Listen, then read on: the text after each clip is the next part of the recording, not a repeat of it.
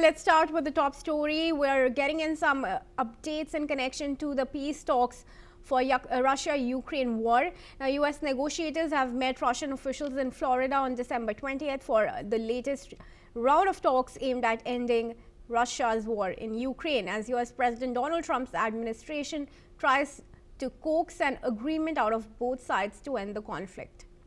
The Miami meeting follows U.S. talks on December 19 with Ukrainian and European officials, the latest discussions of a peace plan that has sparked some hope of a resolution to the conflict that began in 2022. Russian President Vladimir Putin's special envoy Kirill Dmitriev has told reporters after meeting U.S. Special Envoy Steve Witkoff and Trump's son-in-law Jared Kushner that the talks were constructive and would continue today as well. Let's listen in. Дискуссии проходят конструктивно, начались и продолжатся сегодня, и также продолжатся завтра. Спасибо большое. Спасибо. Все. And joining me in this discussion is Professor Wesleyan Popovsky, who is teaching at the Jindal Global Law School. He's the Vice Dean there, and he joins us live from New Delhi. Thank you very much, Professor, for joining us in this discussion.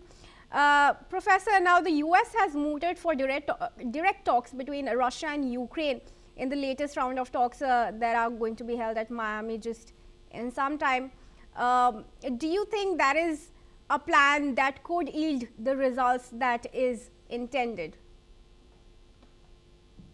I don't think so. It's not new. There were those suggestions all the time over the last 11 months. They produced very little. There were direct talks in Istanbul, if we remember back in the summer and before that several times, but all they produced was exchange of prisoners of war, which is a minimal kind of negotiations, and it always happens in every war. And that's all that the Russians and Ukrainians directly between them could agree with. So I don't expect much this time. It's another round of the same useless negotiations. Dmitriev will tell the Americans that Russia will offer economic benefits, access to the Arctic. They can offer half of the Siberia to the Americans to please Donald Trump. That means nothing, zero. Because these people, Witkoff, Kushner on one side, Dmitriev on another side, are corrupted officials. They love money. They will give each other some chocolate, some gifts, some caviar, some paintings, whatever, but that means nothing for the people in Ukraine who die and suffer every day. So another useless, I would even not watch what they will tell tomorrow. This is a useless round of negotiations until the administration in Washington realizes that together with the Europeans and with the Ukrainians, they need to be serious. They need to put real pressure on Russia to accept a ceasefire first and foremost.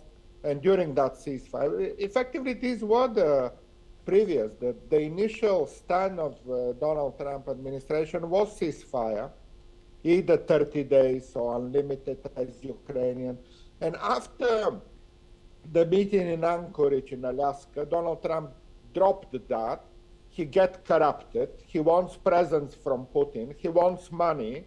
And the same, Putin expects Americans to give him something, mostly Donbass, and no security for Ukraine. And that's why for the last 7-8 months, we go around with zero progress.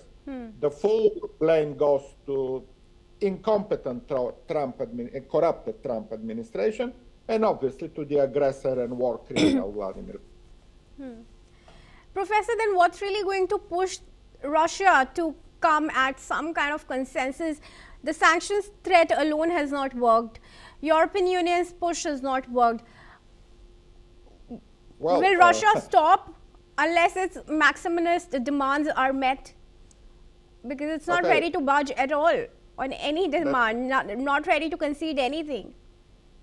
Well, it will work if there are global sanctions, not only European. If everybody in the world stopped trading with Russia, including India, including China, including all the global south. But how likely is that? Do you think India, That's China? unlikely because they don't do it. But if you ask me what will work against Russia is global sanctions, like they did work against Saddam Hussein when all the countries in the world imposed sanctions against Saddam Hussein in 1990 when he invaded Kuwait.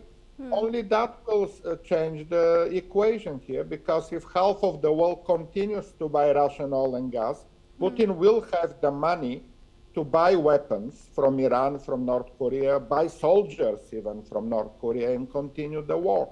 Global sanctions on Russia is the solution here. Again, unlikely because of the governments in Beijing, in Delhi, and in the global south. I'm very direct here. Europeans do what they can do for the last 4 years. Americans, I already discussed, and I don't want to discuss anymore Donald Trump. That's what will change the equation. I'm answering your question. Right, sure. But for that to happen, some other nations would probably have to sell oil, gas to these importing nations at a much lower rate. Only then would they shift away from buying from Russia to, some better negotiators. Everybody needs to pay the price. My country, Bulgaria, stopped buying Russian oil and gas. The first winter was not easy. However, we survived. Nobody died. There was enough electricity. There was enough oil and gas from elsewhere. There are many suppliers of oil and gas. Qatar, Saudi Arabia, Azerbaijan, Kyrgyzstan, Turkmenistan, Venezuela. You have many, many supplies you can buy from. You don't need, and even less, you need to then re-export the Russian oil and gas. Why they do that, I have no idea. So basically global sanctions on buying Russian oil and gas. All right, sure. We'd have ended this war by now. Okay. Well, thank you for your opinion, but do continue to stay on with us, Professor. We now move on, viewers, to give you some more information coming in. Russian forces have repeatedly struck a key bridge on the Dnipro River in southern Ukraine.